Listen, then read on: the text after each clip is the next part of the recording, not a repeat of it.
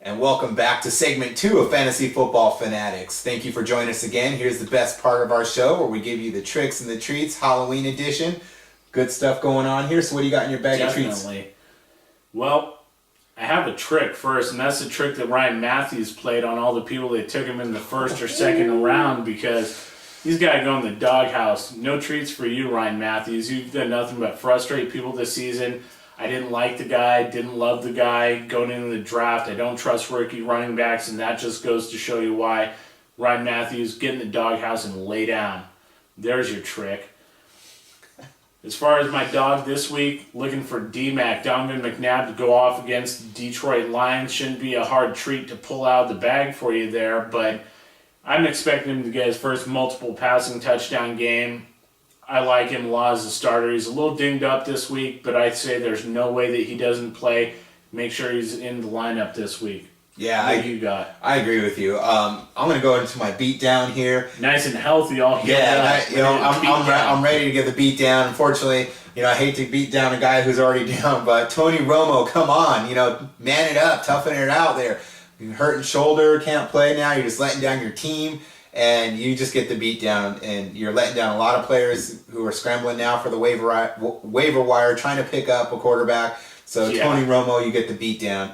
My breakout player here, I'm pretty excited about, is the guy that a lot of people expected to have a pretty decent season. Hasn't done much yet except for one long pass there where he got in the end zone. And other than that, Jonathan Stewart. Right. With D'Angelo Williams hurt, here's your chance to carry the rock and actually carry your team. Your passing game in Carolina is nothing to speak of, so you got to count on the running game. Jonathan Stewart, I expect you to go over 100 yards rushing and get in the end zone 2 times. Wow, that makes me happy because I have to use him this week, being that it's a 16 bye week. Oh. That's awesome. Speaking of players that are out for one reason or another, Alex Smith has a separated shoulder. He's out for at least 3 weeks, they're saying now. Vernon Davis is questionable. He should play. Eddie Royal's dinged up. Nightmares galore. It's like the nightmare before Jacksonville down there in Florida. Todd Bauman's dinged up now. Carson Palmer's dinged up. T.O.'s a little dinged up. He should be good to go this week. And McCluster is dinged up down there in KC. So yeah, a lot of injuries going on. So hopefully you got the depth there to carry you forward here on this huge bye week. Let's go ahead and go into our email. We got a question here from one of our fans. Bruce, writing to us here off our Rocket Mail account, wants to know if he picked up the right quarterback. He got the busted bug there for Tony Romo, so was forced, unfortunately, I guess, to pick up Ryan Fitzpatrick. Not a bad pickup, do you say? No, he's been fantasy gold, and although the guy's team isn't winning, that doesn't really mean anything except that he could be a really good prospect for you because they're playing huck-it-chuck-it football just to try to get a W and put a W up and stay competitive in these games. And I think that as long as Ryan Fitzpatrick continues to prove that he can make those passes, that's what they're going to do. If that's what it takes to win, they'll do it. So yeah, I agree. Bruce, you have a couple other options there. Stafford, Sanchez, Bradford, Henne, all on the waiver wire. You also have Hasselbeck, Young, Kolb, and Kitna. I would stick with the top 4 there to have as a consideration. Chad Henne, since week 3, is a top 10 quarterback. Sam Bradford is obviously throwing the ball around though. Unfortunately, he's lost some of his receivers. So I would take a look at Stafford or Sanchez, but feel very comfortable with going ahead and playing Fitzpatrick just because of the main reason they're going to be playing from behind. And when they're playing from behind, that means they're going to be throwing the ball left and right, like Caine said. So huck it and chuck it. I would go ahead and roll Fitzpatrick on that. Yeah, and I think you can scratch Cobb and Young right off the bat. Hasselbeck's been decent, hasn't put up gaudy numbers like Fitzpatrick, so I don't think that's the way to go. Sanchez is a good consideration. Stafford's unproven. I don't like him.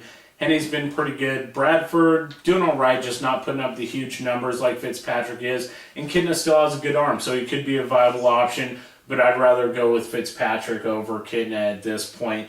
And the other question was Miles Austin. Then do you want to trade Miles Austin for a quarterback? And your considerations are Roethlisberger possibly, Rivers, Breeze, Eli Manning. It looks like Eli Manning. Yeah. I like any of those guys. The only ones I really like better than Ryan Fitzpatrick at this point are probably Eli Manning and Phillip Rivers.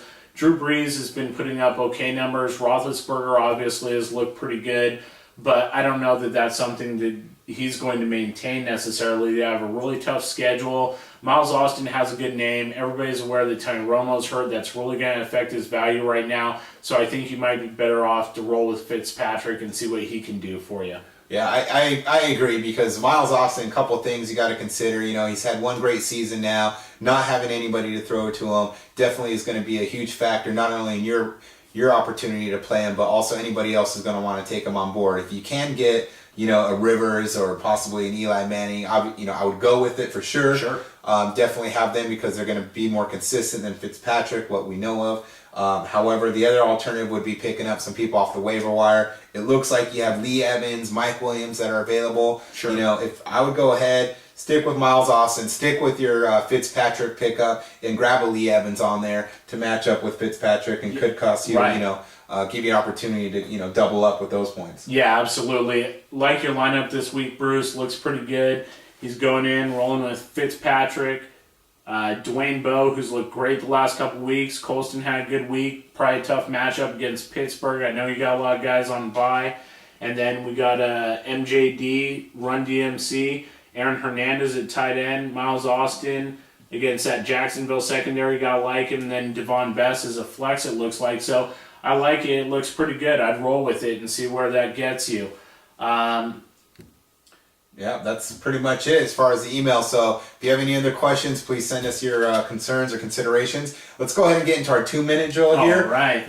This is where I got a week off too. Yeah, there. Yeah, see, now you're recapped. You're ready. You're ready to go. Absolutely. Let's do this. So this is our version of starter or sit 'em. This is where I go over every game of the week, pick out a player, and the big dog's going to tell you to put him in or take him out. So listen carefully here. First game we got on the docket, it's Denver against San Francisco. What do you think of Kyle Orton?